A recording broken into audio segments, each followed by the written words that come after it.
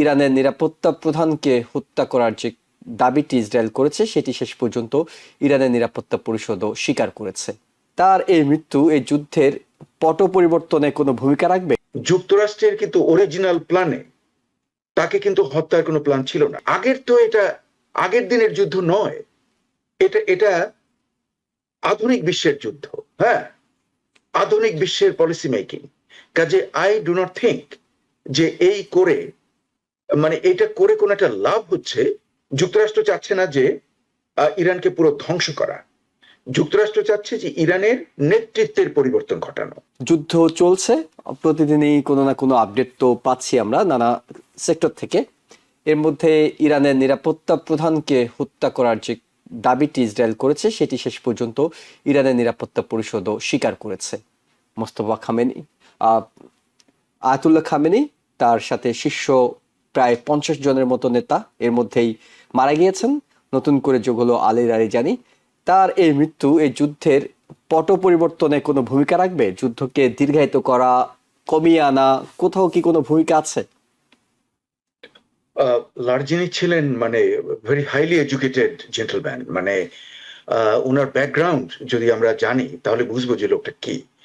He comes from a very enlightened family, এবং তারা হলো ক্লারিক্স ফ্যামিলিদের থেকে আসছে তার উত্থান। কিন্তু উনি হলেন কম্পিউটার সায়েন্স অ্যান্ড ম্যাথমেটিক্স এর আন্ডার গ্রাজুয়েট এবং PhD in philosophy, and his thesis is on Immanuel Kant. So Immanuel Kant is one of the very famous যাকে ছাড়া আমরা কিন্তু ফিলোসফি আলোচনাই করতে পারি না। ক্রিটিক্যাল থিওরির উনি জনক। সেটার উপরে উনি থিসিস করেছেন। আবার উনিকে খোম মাদ্রাসাতেও উনি কিন্তু হাই ডিগ্রি নিয়েছেন। কাজে হি is a very well balanced, very intelligent এবং ওয়াজ ভেরি ওয়েল কানেক্টেড। উনি অনেক তার কানেকশন ছিল। শুধু তাই নয়, উনি নেগোশিয়েট করতে পারতেন বিভিন্ন পরিস্থিতিতে সবাইকে একত্র এনে।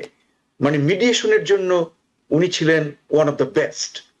এবং আমি বিস্মিত হয়ে গেলাম, যুক্তরাষ্ট্রের কিন্তু অরিজিনাল প্ল্যানে তাকে কিন্তু হত্যার কোনো প্ল্যান ছিল না। কারণ তাকে খুব এখানে শ্রদ্ধা করা হয়। He is a tough guy there. হ্যাঁ, উনি নেগোসিয়েশনসে ইরানের স্বার্থ কখনো জলাঞ্জলি দেবেন না। কিন্তু যেহেতু উনি খুব রিজনেবল পারসন, ওনার সঙ্গে কথা বলা যায় এবং নেগোশিয়েট করা যায়। এর জন্য যুক্তরাষ্ট্রের কিন্তু প্ল্যানের ভেতরে উনি ছিলেন না যে তাকে মেরে ফেলতে হবে। এটা কিন্তু একটা আমিও অনেকটা বিস্মিত। আমি তো আগে রিউমারটা শুনছিলাম, এখন এটার আমরা কনফার্মেশন পেলাম। এখন কথা হলো যে ওনার অবর্তমানে কি যুদ্ধের কিংবা ডিসিশন মেকিং এ কিংবা ইরানের ইন্টারনাল এবং এক্সটার্নাল পলিসিতে কোনো পরিবর্তন ঘটবে কিনা আমার ততটা মনে হচ্ছে না। কারণ আমরা লক্ষ্য করলাম যে ইরানে যে নেতৃত্বের যে চেইন অফ কমান্ড এবং রিপ্লেসমেন্ট সেটা একটা দারুণ ওয়েল অর্গানাইজড হইতে চলছে।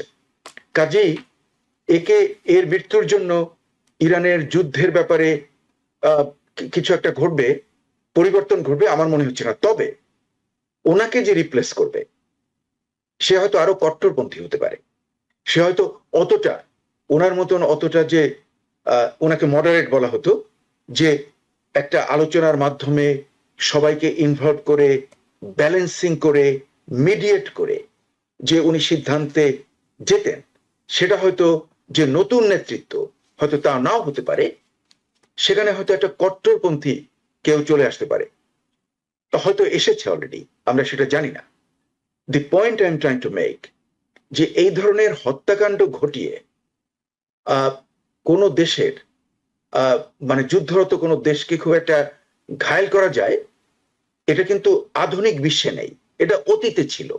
অতীতে আমরা দেখেছি যে পানিপথের যুদ্ধে হিমু যখন পড়ে গেল, উনি আক্রান্ত হয়ে যখন মাটিতে পড়ে গেলেন, তখন ওনার সৈন্যবাহিনী দৌড় দিয়েছে, সব পালিয়ে চলে গেছে। এখন তো ওটা না, বর্তমান হলো এটা একদম অন্য ধরনের যুদ্ধ।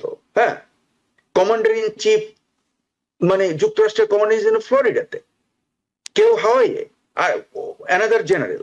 কাজে the point which I am trying to make, যে এটা আগের দিনের যুদ্ধ নয়, এটা এটা আধুনিক বিশ্বের যুদ্ধ, হ্যাঁ, আধুনিক বিশ্বের পলিসি মেকিং। কাজে আই ডু নট থিঙ্ক যে এই করে মানে এটা করে কোনো একটা লাভ হচ্ছে, এবং এটা মানে যুক্তরাষ্ট্র কিন্তু করছে না, কিন্তু এই হত্যাকাণ্ডগুলো ঘটাচ্ছে অন্য একটা দেশ, ওই ওই মধ্যপ্রাচ্যের মানে একক এক দেশ, যাকে মধ্যপ্রাচ্যের কেউই পছন্দ করে না, সে একা এই কাণ্ড ঘটাচ্ছে। তার উদ্দেশ্য কি আমরা জানি না। তারা হয়তো ভাবছে যে ইরানকে একদম ই করে দেবে, মানে ইরানকে হয়তো মানে একটা সিভিল ওয়ার ঘটিয়ে দেবে। কিন্তু যুক্তরাষ্ট্রের পলিসি কিন্তু একটু অন্য ধরনের। হ্যাঁ, যুক্তরাষ্ট্র চাচ্ছে না যে ইরানকে পুরো ধ্বংস করা। যুক্তরাষ্ট্র চাচ্ছে যে ইরানের নেতৃত্বের পরিবর্তন ঘটানো। হ্যাঁ, সেটা আমি আগের আপনার অনুষ্ঠানে বলেছিলাম যে 3 ডিফারেন্ট ওয়েজ। একটা হতে পারে যে বর্তমানের নেতৃত্ব কিন্তু সফেনিং দেয়ার স্ট্যান্ড, একটা। হ্যাঁ, আরেকটা হতে পারে যে এই নেতৃত্বের পরিবর্তনে একটা নতুন নেতৃত্ব ওই একই দলের। আরেকটা হতে পারে এই দলকে সম্পূর্ণভাবে উৎখাত করে একটা নতুন গভর্নমেন্টকে ফর্ম করা। কিন্তু নতুন গভর্নমেন্টকে ফর্ম করার ব্যাপারে আমরা যেটা লক্ষ্য করলাম, যে লেটেস্ট যে আমি রিপোর্টটা পেলাম, আজকেই পেলাম, যে ইসরায়েল ইন্টেলিজেন্স বলছে যে তাদের যে সেলগুলো রয়েছে ইরানের ভেতরে, যেই সেলগুলো বিদ্রোহ করবে, হ্যাঁ, কিন্তু তারা রাস্তায় আসতে সাহস পাচ্ছে না। কারণ তারা ভাবছে যে যদি তারা রাস্তায় আসে এই গভর্নমেন্টের বিরুদ্ধে, কারণ বাসিস ইজ দেয়ার, বাসিস হলো প্যারামিলিটারি, যেটা পার্টি মানে দলের যারা হার্ডকোর তারা, এবং এই বাসিসের কিন্তু হেড ছিলেন এক সময় লারিজিনি এক টাইমে। তো এখন এই বাসিসকে যেখানে রয়েছে, এবং বাসিসকে এলিমিনেট করা অসম্ভব, এভরিহোয়ার দেয়ার। কাজে যে একটা বিদ্রোহ করে যে গভর্নমেন্ট চেঞ্জ করা, সেটা কতটা সার্থক হবে আমার যথেষ্ট সন্দেহ রয়েছে। কারণ যে সেলগুলো অ্যাক্টিভেট করার চেষ্টা করছিল ইসরায়েল ইন্টেলিজেন্স, তারা কিন্তু সামনে আসতে সাহস পাচ্ছে না। দে আর নট। এখন হয়তো ভবিষ্যতে যদি ডাইনামিক্স চেঞ্জ হয়ে যায় কমপ্লিটলি, তাহলে হয়তো এর একটা পরিবর্তন ঘটতে পারে। কিন্তু আপাতত আমরা যা দেখছি তাতে মনে হচ্ছে না যে এই 3 উইকের যুদ্ধ, অ্যানাদার 3 অথবা 8 উইকের যুদ্ধে যে গভর্নমেন্টকে এমন ভাবে পরাস্ত করা, উইক করে দেওয়া, যে ওই বিদ্রোহীরা রাস্তায় নামবে। আরো একটা ব্যাপার, ইরানের ব্যাপারে আরেকটা ব্যাপার আমাদের জানা উচিত। এই বিদ্রোহীদের যারা আসবে রাস্তায় নেমে বর্তমান সরকারকে উৎখাত করার চেষ্টা করবে, তাতে সবচেয়ে অর্গানাইজড যে দলটা, তার নাম হলো মুজাহিদিন খালাক। হ্যাঁ, মুজাহিদিন খালাক ছিল সবচেয়ে শক্তিশালী দল। শাহের শাসন আমলে রেজা শাহ পাহলভিকে যারা উৎখাত করেছে, তারা কিন্তু তাদের মেইন কম্পোনেন্ট ছিল এই মুজাহিদিন খালাক। 1979-এ আমি ফলো করছিলাম তাদেরকে, আমি আসলে 75 থেকেই তাদেরকে ফলো করছি। এবং তখন আমি দেখেছি যে বিভিন্ন শহরে যে হয়েছিল আন্দোলন, অভ্যুত্থান টাইপের আন্দোলন, সেগুলো কিন্তু প্রত্যেকটা নেতৃত্বে ছিল মুজাহিদিন খালাক। এবং তাদের 2 নেতা বর্তমানে, একটা হলো মাসুদ রাজাভি, আর হলো তার স্ত্রী মরিয়ম রাজাভি। সমস্যা হলো যে এরা ইরান ইরাক যুদ্ধের সময় এরা ইরাককে সমর্থন করেছিল, এবং ইরানিয়ানরা কিন্তু দারুণ পেট্রিয়টিক জাতি।